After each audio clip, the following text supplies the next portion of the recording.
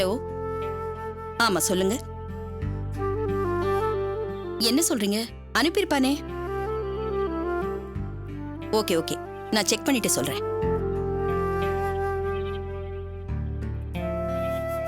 கார்த்திக் இன்னும் வரல? இன்னும் வரலக்கா. அவன் வந்துட்டான் போல இருக்கு. அவனை மேல வர சொல்லு. சரிக்கா. நீ மட்டும் போட்டா எவ்வளவு சூப்பரா இருக்கும் தெரியுமா? சித்தி, கார்த்தி, அம்மா உன்னை மேல வர சொன்னாங்க. வரேன் சித்தி. சுஜாதா, வா என்னன்னு கேட்டு போயிடலாம். ஆனா சும்மா சொல்லக்கூடாது. எனக்கு அதை இப்ப நினைச்சாலும் சிரிப்பா வந்து தெரியுமா? செம்ம காமெடியா இருந்தது. என்ன கார்த்திக், போன விஷயம் எல்லாம் முடிஞ்சதா? சிறப்பா முடிஞ்சதுமா. நீங்க வரலன்ற ஒரே குறை மட்டும்தான். ஆண்டி, அப்பா எனக்கும் கார்த்திக்கும் ட்ரெஸ் எல்லாம் எடுத்து கொடுத்திருக்கார், பாக்குறீங்களா? அதை பார்த்து நான் என்ன பண்ண போறேன்? ஏன் கார்த்திக், கம்பெனி விஷயமா செல்வ விநாயகம் சாருக்கு மெயில் அனுப்ப சொன்னனே, அனுப்புனியா? சாரிமா. நீ சொன்னியா இல்லையா? அக்கா நான் சொல்லிட்டேன்க்கா. தப்பு ஏன் மேலதாம்மா. சித்தி சொன்னாங்க, நான் தான் மறந்துட்டேன். என்ன கார்த்திக், நீ ஒரு பிசினஸ் மேனுங்கிறதே மறந்துட்டியா? விருந்து கிருந்துன்னெல்லாம் ஜாலியா போகுது போல இருக்கு. சாரிமா. நமக்கு பிசினஸ் தான் முக்கியம், அத மறந்துடாத. இல்லம்மா, இனி இந்த மாதிரி எந்த தப்பும் நடக்காது. சரி, அதை விடு. நம்ம ஃபேக்டரிக்கு சீஃப் மெக்கானிக் ஒருத்தர் வேணும்னு சொல்லியிருந்தேனே, அது விஷயமா வேல்முருகன்ட்ட பேசுனியா? பேசணுமா? அவரும் ஆண்டி, கார்த்திக் சொன்னாரு. நானும் என் அண்ணன் கிட்ட பேசிட்டேன்.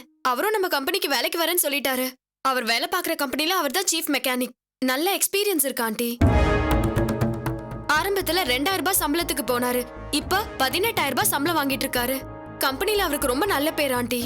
இப்ப கம்பெனில ஒரு சின்ன இஷ்யூ ஆகி சும்மாதான் இருக்காரு. நான் கார்த்திக் சொன்னதை சொன்னேன், அவரும் ஒத்துக்கிட்டாரு. நான் வாக்கு கொடுத்துட்டேன் ஆண்டி. கார்த்திக் சொல்லுங்க. அம்மா. சுஜாதா, உன்கிட்ட நான் வேலைக்கு ஆள் கேட்கலையே. உன் வேலையை மட்டும் பாரு, ஓகே?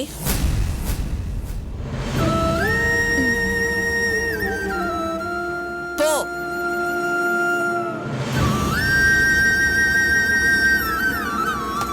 கார்த்திக்,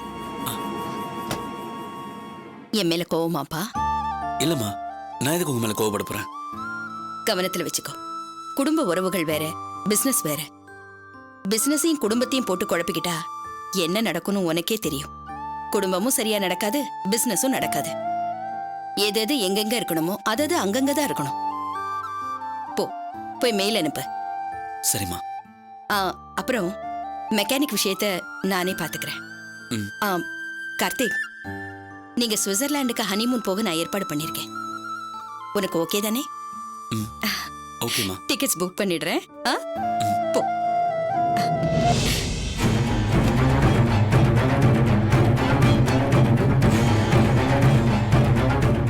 அண்ணன் தம்பின்னு அத்தனை பேரையும் கொண்டு வந்து இங்கே சேர்க்க பாக்குறாளா? எதுக்கு? என்ன வெளியே அனுப்பதானே? அவளுக்கு இருக்கு.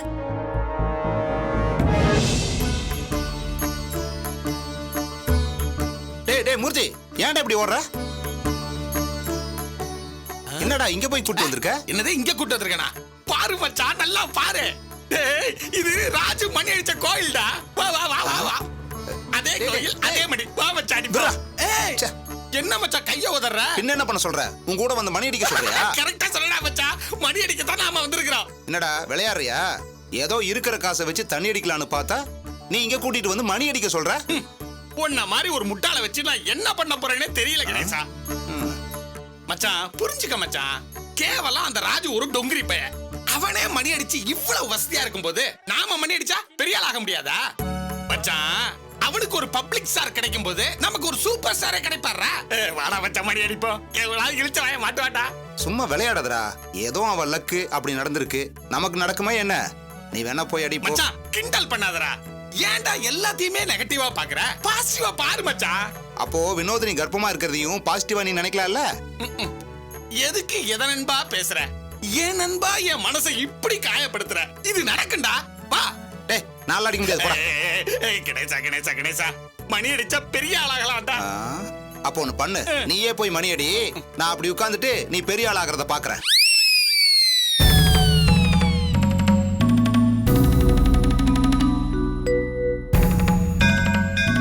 உன்னையெல்லாம்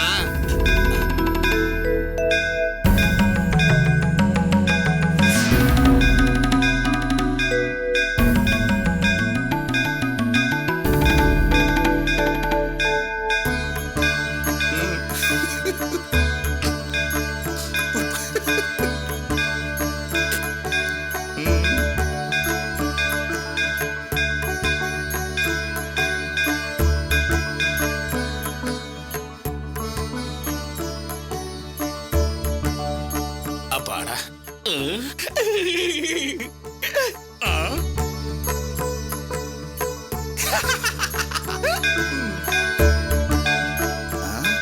என்ன இப்படி ஆயிட்டானே?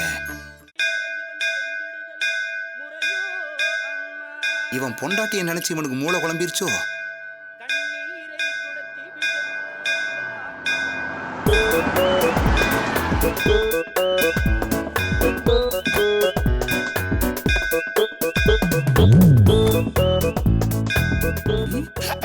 மச்சான் மச்சான் மச்சான் பப்ளிக் ஸ்டார் மாதிரியே ஒருத்த வராடா. வாடா வந்து மணியேறா. வாடா வாடா வாடா வாடா வாடா வாடா.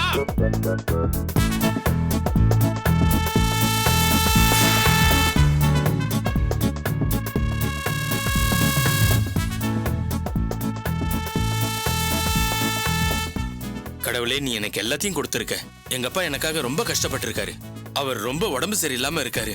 அவரை எப்படியாவது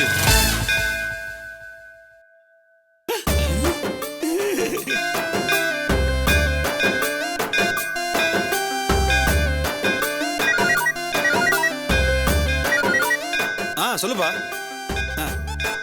அப்படியா? சரி சொல்லிடுறேன். எப்போ நடந்தது? சரி சரி.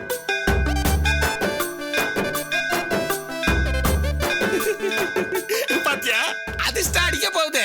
நாம பணக்காரனா போறோம். முதலாளி, ஐயா தவறிட்டாராம். என்னடா சொல்ற? எப்படிடா இப்படி ஆச்சு? திடீர்னு மூச்சு இழுத்து விட்டாராம். அதோட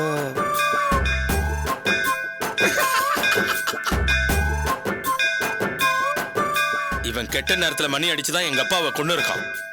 போய் அவனை கவனிங்க. ஐயோ கணேசா கணேசா, அவனுக்கு வராடுங்க. நாம பணக்காரனா போறோம். டேய், எனக்கு ஏதாவது கொடுப்பானுங்கல்ல? சுத்தி சுத்தி கொடுப்பானுங்கடா. நீ நல்லா பாருங்க என் முகராசி அப்படி. ரத்தம்.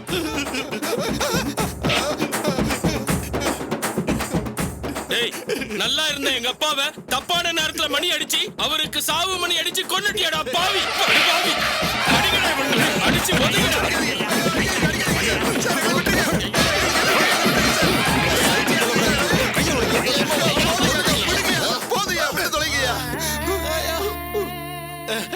அது ஒண்ணு இல்ல கணேசா, டைமிங் மிஸ் ஆயிடுச்சு. போடா, நேரா ஒயின் ஷாப்புக்கு போயிருந்தா ஆளுக்கு ஒரு கோட்டரை சாத்தி இருக்கலாம். இப்போ இருக்கிற காசு ஹாஸ்பிடல் செலவுக்கே பத்தாதுடா. போடா. அது என்னடா கணேசா, வரவும் வரவன்லாம் நம்மள அடிக்கிறாங்க. கடைசி வரைக்கும் மாட்டாம இருந்து கடைசியில போய் மாட்டிக்கிட்டேனே.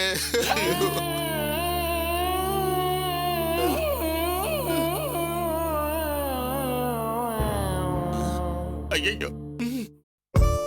குட், நல்ல எஃபிஷியண்டா இருக்கீங்க. இப்படி ஒரு ஆளை தான் நாங்க தேடிட்டு இருக்கோம். உங்களுக்கு வேலை நிச்சயம் சார். இந்தாம்மா, அப்பாயின்மெண்ட் லெட்டர் ரெடி பண்ணி கொடு. Okay sir.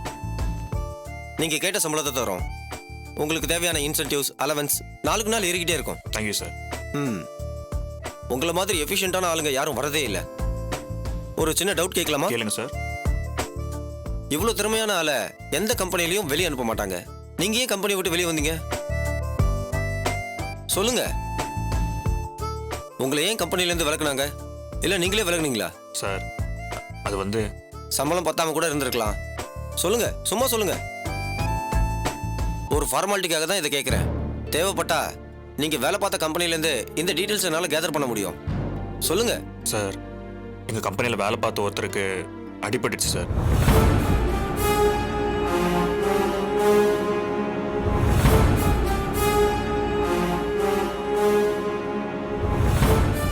சார், நான் ஒரு விஷயமா பேசினது அவங்களுக்கு பிடிக்கல சார். எப்படி சார் பிடிக்கும்? நீங்க கம்பெனிக்கு ஆதரவால பேசியிருக்கணும். சேஃப்டி இல்லாம வேலை பார்த்திருக்காரு. ஓவர் டைம் டியூட்டி வேற. அப்புறம் எப்படி சார் எழுப்பி தருவாங்க? என்ன சார் பேசுறீங்க? ஒவ்வொரு தொழிலாளியும் அவங்க கம்பெனி தான் சார் பார்த்துக்கணும். அவன் வாழ்நாள் முழுக்க அந்த கம்பெனிக்கு தான் சார் கஷ்டப்படுறான். ஒரு சின்ன அமௌண்ட் கூட தரமாட்டேன்னு சொல்லிட்டாங்க. அதனால தான் சார் ஸ்ட்ரைக் பண்ணோம். அதே மாதிரி இங்க நடந்தா இங்கேயும் நீங்க ஸ்ட்ரைக் தான் அனௌன்ஸ் பண்ணுவீங்களா சார்? இல்ல ஒரு கம்பெனில வேலை பார்த்துட்டு அந்த கம்பெனிக்கு விசுவாசமா இல்லாம யூனியன் லீடர் மாதிரி நடந்திருக்கீங்க நீங்க? பாதிக்கப்பட்டது தொழிலாளி சார். அவனுக்கு செய்ய வேண்டியதை கம்பெனி செஞ்சுதானே ஆகணும். சாரி மிஸ்டர் சுரேஷ், நாங்க இன்டர்வியூ வச்சது வேலைக்கு ஆள் எடுக்கதான், யூனியன் லீடரை செலக்ட் பண்றதுக்கு இல்ல. ஏன் சார் முதலாளியா இருந்துகிட்டு இப்படி இருக்கீங்க? முதலாளி ஆயிட்டீங்கன்னா மனசாட்சி கைட்டி வச்சிருவீங்களா? நீங்க அனாவசியமா பேசுறீங்க. நீங்க கிளம்புங்க. Okay sir.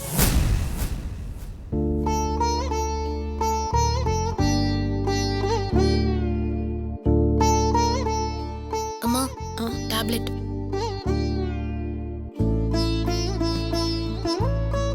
வினோதினி, மூர்த்திக்கு 2 இட்லி மிச்சம் வச்சுவே, நீயே சாப்பிட்றாத. அண்ணா அண்ணி போதும் போதும் போதும் போதும் போதும். எனக்கு போதும். வினோ உனக்கு வேணுமாடி? மூர்த்தி இன்னைக்கு பட்னி தான் போ. நீ நல்லா சாப்பிட்டு ரன்னிங் குழந்தைக்கு சொல்றியா? மாமா கொஞ்சம் சும்மா இருக்கீங்களா? ஐயோ சாப்பிடு வினோ. நாம உள்ள போய் சாப்பிட போனா குமார் எழுந்து போயிடுவான்.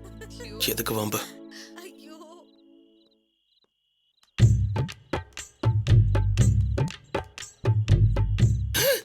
ஐயோ இவனா சும்மாவே நிக்க வச்சு கேள்வி கேட்பான்.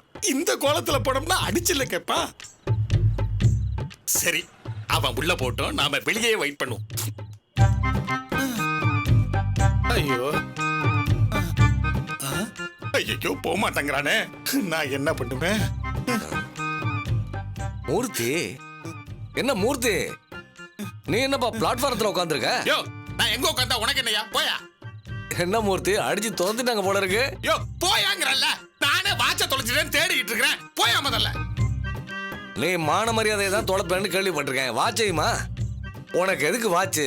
உனக்கு தான் நேரமே சரியில்லையே. போறியா பையன் புடிக்கிட்டு போயா.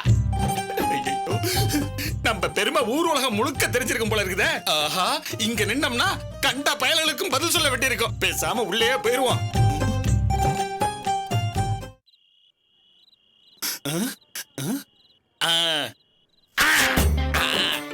கேட்டா ஃபேஷன் சொல்லிக்குவோம்.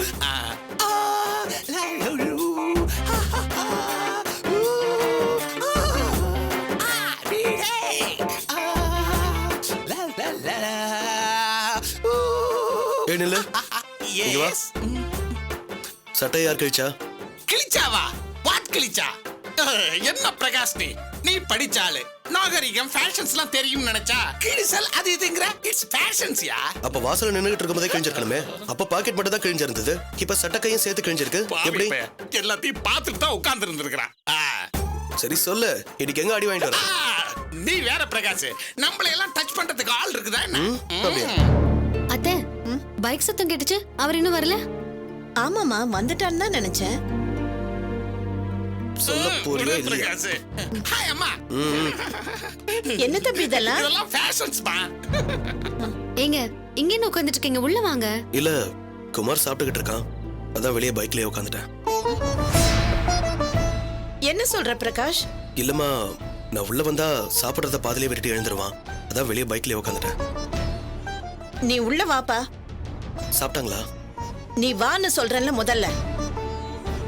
உள்ள போ.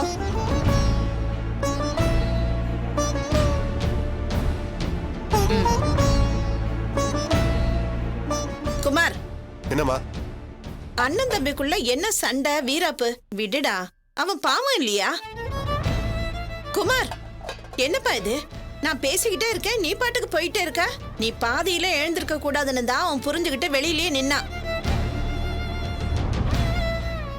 ஏன் அவன் பாட்டுக்கு உள்ள வர வேண்டியதானே? அவன் சாப்பிட வந்தா நான் எழுந்திரிச்சு போறேன். அப்பா அவன் தான் நல்லவன் வேஷம் போடுறானா? நீங்களும் அதை நம்பி? என்னடா அது? சாரிப்பா, என்னால எதையும் மறக்க முடியாது. என்ன குமார் இது? அவனை தம்பியா நினைக்காம உன் எதிரியா நினைக்கிற? அப்படியே இருந்துட்டு போட்டோம்.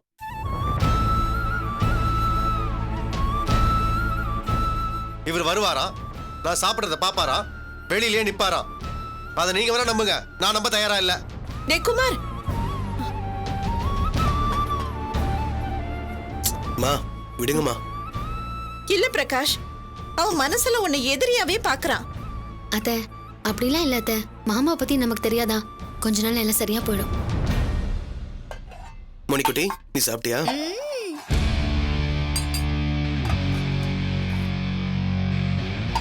அக்கா, என்னக்கா இது? என் திட்டம் தப்பா போகும் போல தெரியுதே வினோ. என்னக்கா சொல்ற? பிரகாஷ் அவனோட சொத்தை தார வாத்து கொடுத்ததுக்கு பெருமையா பேசினாங்க. இப்ப அவ வெளியில நின்னதுக்கு இத்தனை வக்காலத்து. இப்படியே போனா நான் சொன்னதுதான் நடக்கும். இப்ப இருக்கிற ஒரே பிடி இவர்தான். கூடிய சீக்கிரத்துல அண்ணன் தம்பிங்களுக்குள்ள கலவரத்தை உண்டு பண்ணணும். அதுதான் தீர்வு.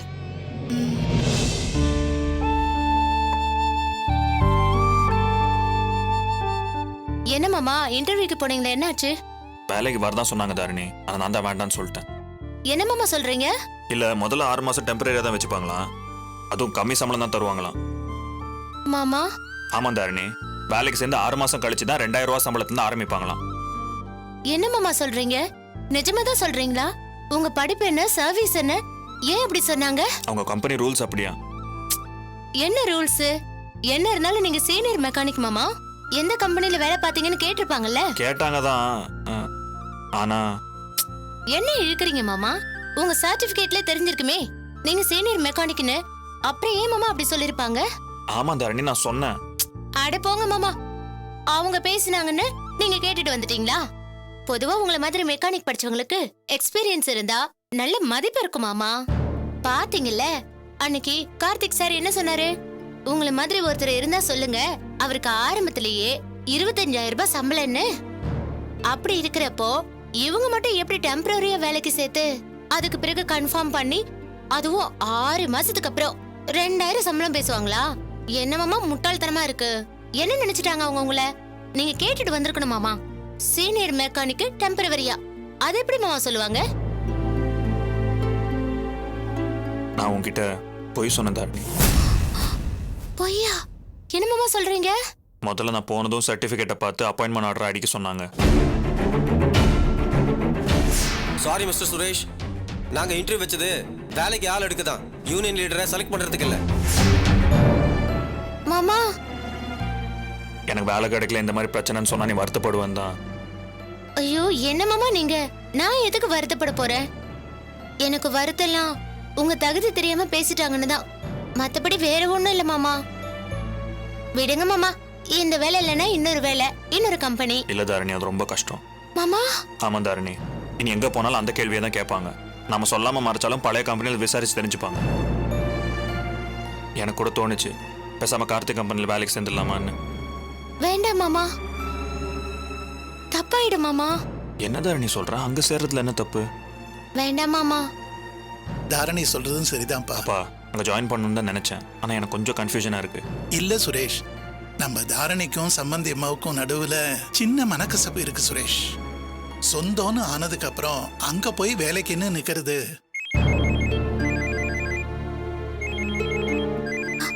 மாமா சுஜாதா வேலை விஷயமா தான் கேப்பா, ஏதாவது பேசி சமாளி. ஹலோ அண்ணி.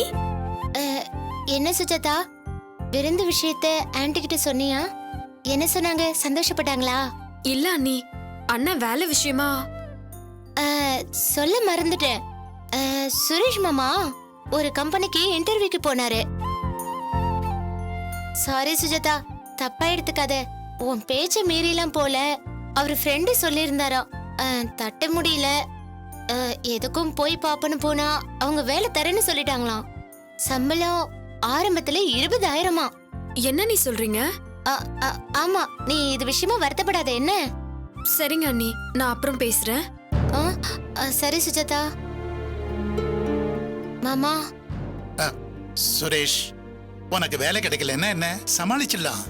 4-5 கம்பெனி ஏறி இறங்கினா எங்கேயாவது வேலை கிடைக்கும். இல்லப்பா, எனக்கு வேலை கிடைக்கலன்னு தெரிஞ்சா சுஜாதா ரொம்ப வருத்தப்படுவா. இருக்கட்டும் மாமா, அதனால என்ன, அதான் சமாளிச்சாச்சுல்ல. நீ கார்த்திக் கம்பெனில மெக்கானிக்கா போனா பிரச்சனை இல்ல சுரேஷ். ஆனா உறவா இருந்துட்டு போனா கஷ்டம். அதுவும் சம்பந்தியம்மா ஏதாவது சொல்லி கார்த்திக் சமாளிக்கணும்னு நினைச்சா தப்பாயிடும். எதுக்கு தர்ம சங்கடம் சொல்லு? ஆமா மாமா, நாளைக்கு கம்பெனில ஏதாவது ஒரு பிரச்சனைனா தேவையில்லாத பேச்சு வரும். சுஜாதா அண்ணன் பாசத்துல பேசுறா. ஆனா ஒரு கம்பெனின்னு வந்தா 1000 இருக்கும். உறவா இருந்தா யாரு பக்கம் பேசுறதுன்னு சிக்கலாயிடும். அதுவும் நீங்க மச்சான் முறை. ஆபீஸ்னு வந்தா ஆன்ட்டி ரொம்ப சீரியஸ் டைப். ஏதாவது ஒரு பிரச்சனைன்னு வந்துட்டா கார்த்திக் சாருக்கு தர்ம சங்கடம் ஆயிடும். அதுக்காக தான் சொல்றேன் மாமா, விடுங்க பாத்துக்கலாம். சுரேஷ், கண்டதையும் போட்டு மனசை குழப்பிக்காத. எல்லாம் நல்லபடியா நடக்கும். சரி வாங்க மாமா சாப்பிடலாம். பாப்பா